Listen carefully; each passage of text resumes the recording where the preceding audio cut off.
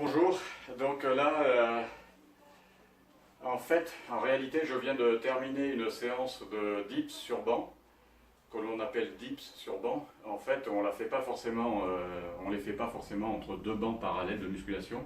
Je suis chez moi. On peut le faire tout simplement comme moi en mettant deux chaises.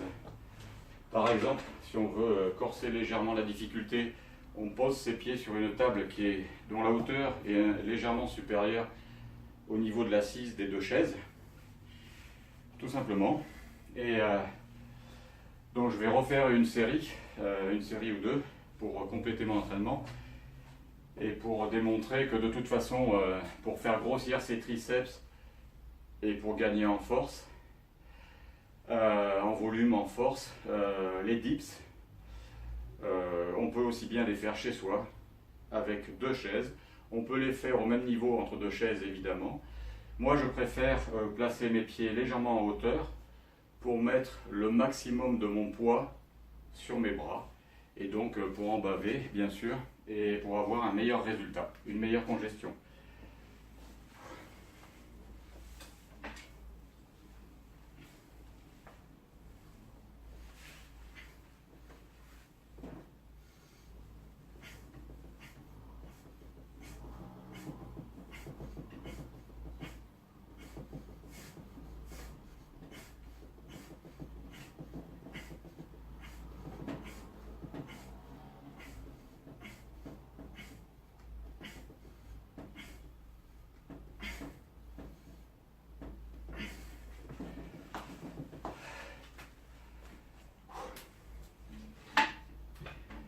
Les chaises ont un petit peu tendance à se balader, mais c'est pas grave.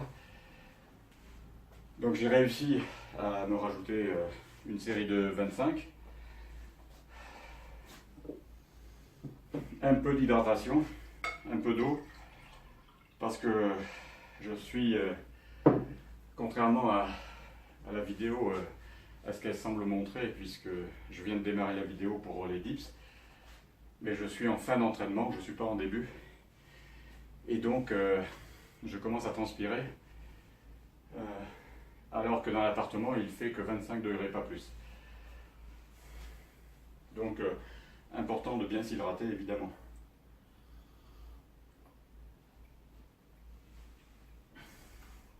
Je me donne quelques secondes de récupération supplémentaire. Ça peut être utile, évidemment, de travailler avec un chronomètre, si on veut être sûr de ne pas trop dépasser et de bien se discipliner sur un timing. C'est habituellement ce que je fais, je me sers du chronomètre du téléphone. Mais là, c'est pas trop important, j'arrive à sentir le temps de récupération que je ne dois pas dépasser pour que ce soit efficace.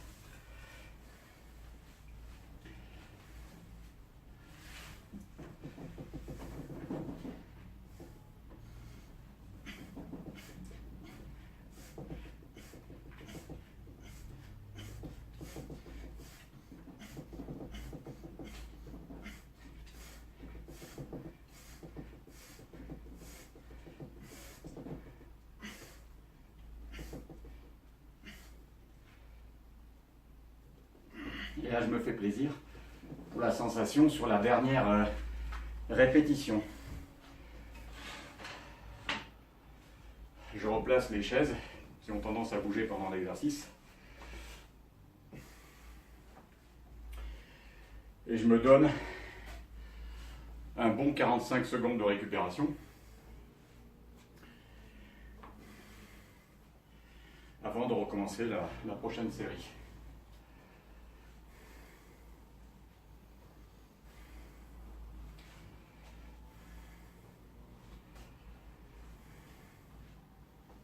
Ma petite vidéo n'a pas vocation à être tutoriel, comme on dit, mais bien plutôt à partager mon expérience en direct, à partager ma progression et à partager la passion que j'ai depuis longtemps de la musculation. Et de certains exercices de musculation en particulier, comme le développé couché. parce que il y a des milliers de youtubeurs très efficaces, très charismatiques. Mon propos est juste de partager mon expérience, de partager mes moments et de partager ma progression.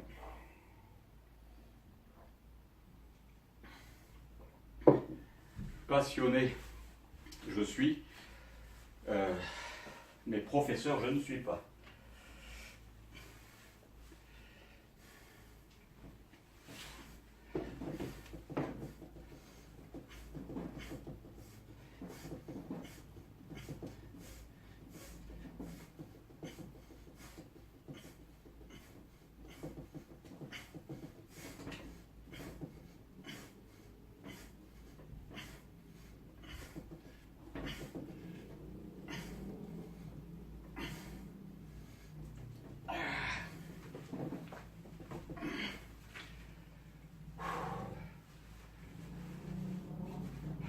Il y a une espèce de jouissance quand même dans l'exercice physique.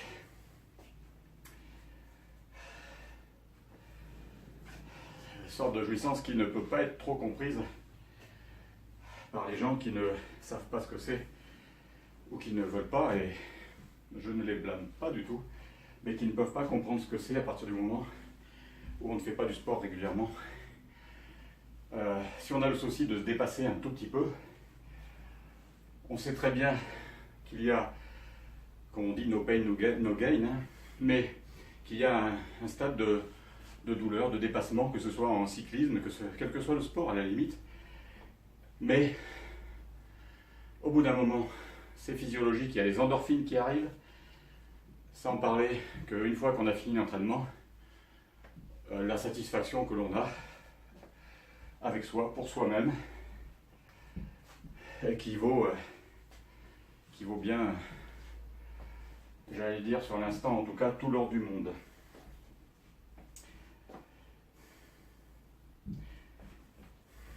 Allez, donc une dernière série, et puis après je vais finir mon entraînement par quelques abdominaux.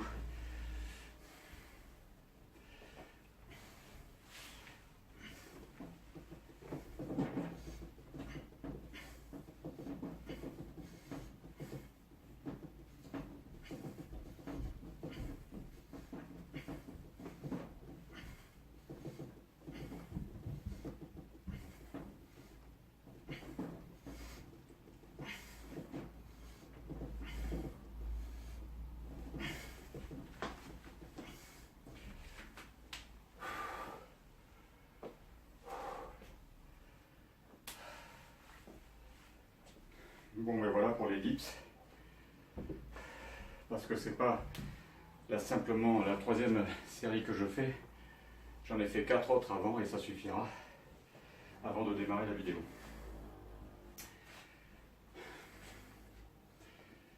Donc j'espère simplement partager mes entraînements, j'allais dire quasi en direct, avec authenticité, point final, sans esprit didactique. Je n'ai pas le BPJ-EPS, simplement je suis passionné depuis longtemps et j'ai, pour ma part, quelques objectifs en développé couché, en fonction bien sûr de mon poids et de mon âge, mais je compte me dépasser. Et lundi, donc, qui arrive dans 3 jours, lundi 1er octobre, je vais voir où je me situe dans le développé couché, parce qu'il n'y a pas longtemps que j'ai repris le développé couché, et je vais tester un maximum de reps à 80 kg. C'est-à-dire qu'au jour d'aujourd'hui, je ne sais pas combien de fois d'affilée je suis capable de soulever 80 kg. D'après ce que j'ai fait récemment, je peux le soulever plusieurs fois, mais je suis incapable de dire combien de fois, et j'ai besoin de savoir sur quelle base je pars pour ensuite me projeter dans l'avenir, un avenir assez proche, moyen et même lointain, pour progresser, quel que soit le moment de l'année et peu importe l'âge que j'ai déjà atteint.